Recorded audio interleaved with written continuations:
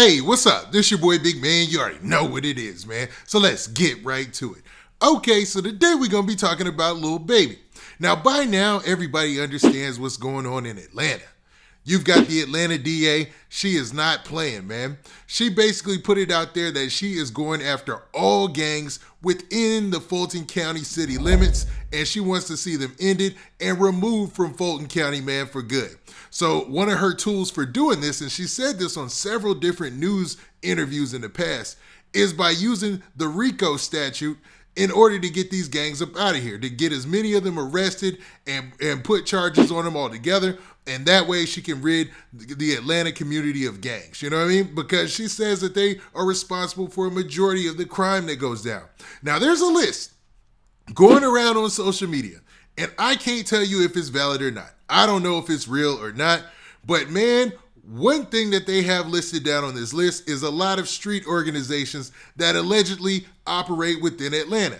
Now, of those organizations, one is 4PF. Now, I'm not saying 4PF is a street organization, right? It's just listed on a piece of paper with a bunch of so-called gangs. 4PF is a music group and a record label for all I know. But on this possible document that's floating around social media, it is listed on there with the rest of these other organizations. Now, before we get to the specifics and break down exactly what's going on with this whole Young Thug and Gunna Rico case in Atlanta, just to talk about a little bit more, do me a favor. Make sure you hit that like button, make sure you hit that subscribe button, and man, let's get it. Okay, now that we got that out of the way, man, let's talk about this whole DA situation that's going down in Atlanta. So Atlanta has a DA who's very aggressive at going at gangs within the Atlanta city limits, within the Fulton County city limits, right? Now, there was a press conference today where they talked about the indictment that came down, which was in result had Young Thug, one of the most famous rappers from Atlanta right now, one of the hottest rappers in the rap game, and Gunna, also one of the most famous rappers and one of the hottest rappers in the rap game right now, getting arrested. Now, let's look at some clips from that news conference. And Fulton County Sheriff, we're here today to speak on the arrest of Jeffrey Williams that in collaboration with Fulton County DA's Office and the Fulton County Sheriff. Now, in that short clip right there, you had the chief of police basically giving everybody in attendance an understanding of why they showed up that day and what the conference was about. He mentioned Jeffrey Williams. Obviously, that's Young Thug's real name, and just basically talked about the fact that, it was a joint effort in order to bring this indictment down and in order to arrest everybody who was involved, right?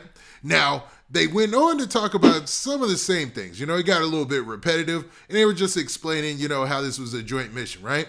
Now, the district attorney then got on the mic and said some things that echoed some statements she made in the past. So let's check out some of that. We're here today about a grand jury indictment that was returned that included not just Jeffrey Williams, which is of some notoriety and media attention, but about 28 defendants that operated within our community between the time period of 2012 and 2022. Now, I had to stop right there. Now, the district attorney, she said that this operation spans back from 2012 to 2022. That's a long time, man. That's a decade. Now, let's assume you got arrested and you're involved in something that potentially took place in 2012. How do you even recall your memory back to then? And we've seen this play out before on the TV shows and, the different court TV interviews and stuff like that. They were like, well, during lunchtime in 2014, you had this to eat. What made you pick that? You're like, what? Like, the person is like, man, nobody can remember that far back in such detail. And that's why these Rico cases, man, it seems like there's no way to beat this, man. But we'll continue, man. Let's see what she said in this next clip. My number one focus is targeting gangs, and there's a reason for that. They are committing conservatively 75 to 80% of all of the violent crime that we are seeing within our community. And so they have to be rooted out of our community. Now, as you heard the district attorney say right there, she said that, her number one priority is to go after gangs. And she said that they account for 75 to 85% of the violent crime in Atlanta conservatively. Now, Atlanta, it's no secret, man, that violent crime has been crazy in Atlanta, man. Especially last year. Last year was wild, man. Like, it was ridiculous to levels that most people had never seen in Atlanta. You know what I mean? Maybe they could do some crime statistics and compare it to the 80s, but a lot of cities, there was a report that came out and said that they were having worse shootings and more violent crime than even the 80s and the 90s, which is almost hard to believe. You know what I mean?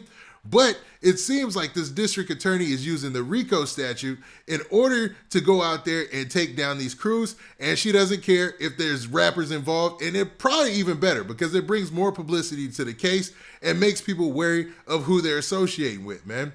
Now, don't forget, this is the same group of people who went after YFN, which is allegedly YFN Lucci's crew or whatnot. You know, that's up for debate, but they brought an indictment, I think it was 100-count indictment or 108-count indictment against them just a few months back. So we're going to be seeing some more of this also, according to what she's been saying in news conferences leading up to this. So let's look at a flashback of a news interview that she did where she echoed those statements. DA Fonnie Willis told us, We expect that in coming days, weeks, and months that we will bring RICO indictments against gang members, even top-level gang members, to make sure that we rid them from our society. Now, as you heard there, she was saying a few weeks back that they were going to be coming down with multiple RICO indictments. So this got people thinking like, oh man, there's a lot of rappers and a lot of crews in Atlanta. Now, this isn't to say that any of them take part in any criminal organizations or have committed any crimes on behalf of a criminal organization. I don't have any proof of that. Nobody knows that, right? And everybody's innocent until proven guilty. But there's a list that's going around on social media, and they're saying that this was taken from a picture of a document from the exact list of people who they're going to be going after for RICO cases. And one of those groups that's listed is 4PF. So if you see, it says 4PF, and then it has a whole bunch of other street organizations. And then it has them broken down into their perspective or respective gangs, you know, or where you would classify them as gangs. Now, I don't know Lil Baby as anything but a rapper. You know, I've never seen him talk about any type of gang stuff or anything like that. And if he was the lead of rap game, that would be a horrible, horrible situation, especially when you got Gunna and Young Thug just getting locked up in a RICO case. I'd hate to even wish that on Lil Baby, and hopefully nothing like that happens in the future. So let's knock on wood and hope this is all make-believe and all made up.